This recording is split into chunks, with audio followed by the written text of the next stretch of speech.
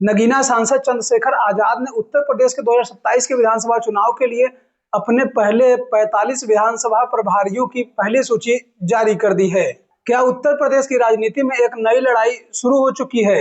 सबसे बड़ा सवाल यह है कि यह सिर्फ उम्मीदवारों की सूची है या फिर मायावती के दलित वोट बैंक को सीधे चुनौती। क्या यूपी में दलित राजनीति दो हिस्सों में बंटने जा रही है? लेकिन सवाल दूसरा यह भी है कि चंद्रशेखर आजाद की पार्टी आजाद समाज पार्टी ने ब्राह्मण समाज और ठाकुर समाज के किसी भी नेता को प्रत्याशी नहीं बनाया है। चलिए समझते हैं कि आखिरकार चंद्रशेखर आजाद ने मुस्लिम, ओबीसी और दलित वर्गों पर दांव लगाया, जबकि ब्राह्मण और ठाकुर समाज के किसी भी नेता को दांव नहीं लगाया है। उत्तर प्रदेश की राजनीति में 2027 के विधानसभा चुनाव की हलचल तेज हो गई है, लेकिन उत्तर प्रदेश की राजनीति में चुनावी संक्रांत करने वाले चंद्रशेखर आजाद भी शामिल हो गए हैं। आजाद समाज पार्टी ने 45 विधानसभा प्रभारियों की पहली सूची जारी की है, जिसमें जातीय संतुलन को बनाए रखने की कोशिश की गई है। आजाद समाज पार्टी की तरफ से जिन 45 प्रभारियों की घोषणा की गई है, इसमें से पार्टी ने 18 दलित, 16 ओबीसी, 10 मुस्लिम और एक सिख समाज के नेता को प्रभारी बनाया है। इसमें सबसे चर्चित चेहरों में एक पूर्व आईपीएस और पूर्व मंत्री को भी जगह मिली है। चंद्रशेखर आजाद ने जिन 45 विधानसभा प्रभारियों की घोषणा की है, उसमें सबसे ज्यादा जोर पश्चिमी यूपी पर दिया गया है, जिसमें अवध क्षेत्र और पूर्वांचल के भी प्रत्याशियों की घोषणा की है।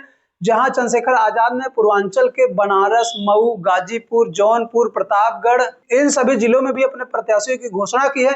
लेकिन सबसे ज्यादा जोर चंद्रशेखर आजाद ने पश्चिमी यूपी पर दिया है।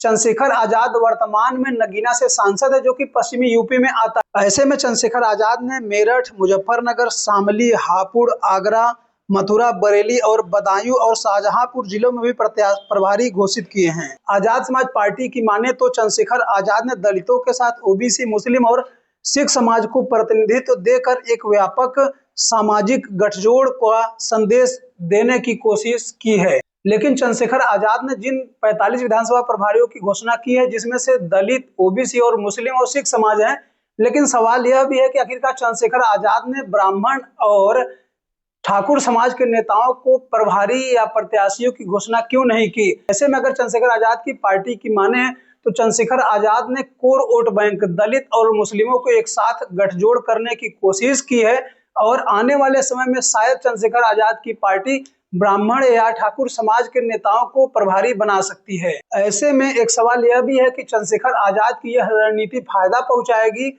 या नुकसान पहुंचाएगी। चंद्रशेखर आजाद की राजनीति को देखा जाए तो उत्तर प्रदेश में चंद्रशेखर आजाद, असदुद्दीन ओवैसी और स्वामी प्रसाद मौर्य की पार्टी का गठबंधन हो सकता है, लेकिन अभी तक इसकी कोई आधिकारिक पुष्टि नहीं हुई है। वहीं बीएसपी चीफ मायावती जी भी अकेले ही चुनाव लड़ने का संकेत दे रही हैं और अभी तक वह भी धीरे धीरे प्रत्याशियों की घोषणा कर रही हैं।